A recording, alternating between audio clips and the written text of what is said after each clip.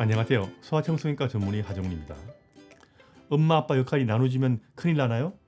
최근 이런 질문하는 부모들이 늘었습니다. 예전에 자신들이 자랐던 가정에서는 엄마 아빠가 역할이 달랐던 것 같은데 갑자기 엄마 아빠가 역할을 나누지 말라는 말들을 듣고 당황스럽다고 합니다.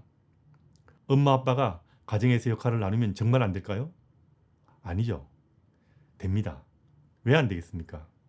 여러분들이 과거에 경험한 대로 예전에 대부분 엄마 아빠는 가정에서 역할을 나누어서 아이를 키웠던 경우가 대부분이었답니다. 최근 수많은 육아 정보들이 인터넷이나 유튜브에 등장하면서 육아가 원래 전문이 아닌 사람들이 단편적인 지식과 논문 속의 정보를 이용해서 아이를 키우는 육아법을 새로이 만들어내고 있습니다. 이런 식으로 소위 만들어지는 새로운 많은 육아법들 중에는 아이를 키우는 것이 문화이고 가정이나 문화 속에서 아이를 키운다는 가장 기본적인 사실을 염두에 두지 않는 것들이 너무나 많습니다. 그리고 오로지 엄마와 아이 또는 아빠와 아이의 개별적인 인간관계에 주로 초점을 맞추는 경우가 많습니다. 현실이 아닌 이론으로 모든 것을 설명하는 육아법을 만들다 보니까 우리의 부모님들이 그리고 지금도 수많은 다른 나라의 부모님들이 아이를 키우는 육아법과는 전혀 다른 새로운 육아법이 만들어지고 있는 것이 우리의 현실입니다. 그리고 그게 그럴듯하게 설명되다 보니 귀가 솔깃해지는 부모들이 많습니다. 하지만 육아는 분석적인 정보가 아닌 가정 속의 문화이고 육아는 상상 속의 이론이 아닌 현실이자 실제입니다. 엄마와 아빠가 역할을 나누면 안 될까요? 여기에 대한 답은 부모가 편한 대로 하시면 된다는 겁니다. 나누는 것이 편하면 나누시고요. 나누지 않는 것이 편하시면 나누지 않으면 됩니다. 어떤 방식을 택하든 아이가 가정에 대한 소속감이 있고 권위 있는 부모의 적당한 배려가 있다면 문제될 것이 없습니다. 일예를 하나 들어보겠습니다. 요즘과는 달리 예전에는 아빠가 권위 있으면서 엄하게 아이를 대했습니다. 아빠에게 혼난 아이를 엄마가 도닥여줬고요. 물론 아빠가 없을 때는 엄마가 잘못된 아이를 혼내기도 했습니다. 엄마가 혼내도 제대로 안 되면 아빠한테 일러준다 한마디의 아이들은 찍소리도 못했더랬습니다. 이렇게 잘못된 아이를 혼내는 것은 대부분 아빠의 몫이었습니다. 세월이 흘러서 부모들이 아이 훈육을 제대로 하지 못하는 세상이 되었습니다. 그러다 보니 답답한 사람이 우물을 판다고 훈육은 이건 참 훈육이 아니죠. 아이를 혼내고 화내는 것은 집에서 하루 종일 아이를 보고 있는 엄마의 몫이 되어서 아이와 하루 종일 전쟁을 벌일 수밖에 없는 상황이 되었습니다. 엄마가 말하는 아이와 하루 종일 씨름하고 혼내는데도 저녁에야 일하다가 돌아온 아빠는 엄마와는 달리 웃으면서 아이가 원하는 것을 다 들어주는 경우가 종종 발생합니다. 이런 일이 반복되다 보면 엄마는 악당 역할을 하게 되고 아빠는 좋은 사람 역할을 하게 됩니다. 이건 정말 아이들에게 좋지 않는 상황이 됩니다. 이런 경우 아이는 절대로 어른 말을 듣지 않고 이 상황을 이용해서 아이가 가정의 대장 역할을 하는 떼쟁이로 자라기 딱 좋게 됩니다. 그럼 이 문제가 과연 부모가 역할을 나눈 것이 문제일까요? 아니죠. 이런 상황은 역할 나누기의 문제가 아니고 훈육을 제대로 하지 않은 것이 문제이고 부모가 권위가 없는 것이 문제이고 부모의 육아에 일관성이 없는 것이 문제인 겁니다. 이런 경우 훈육의 필요성을 엄마 아빠 두 사람이 다 같이 인식하고 부모가 권위가 있고 육아에 일관성이 있다면 이런 상황까지 오지도 않았을 겁니다.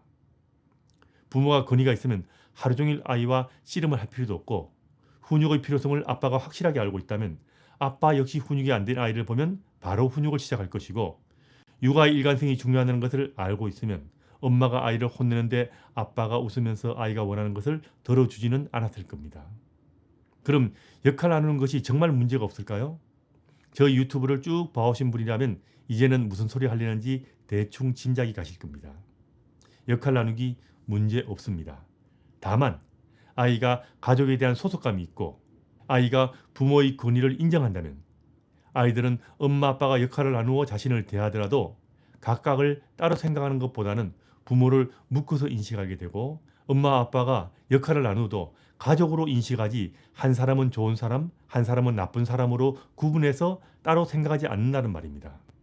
요즘처럼 애착을 중요하게 생각하고 엄마와 아이의 개인 간의 관계를 중요하게 생각하는 육아법에 익숙한 부모들은 이게 무슨 말인지 이해하기가 좀 힘드실 겁니다.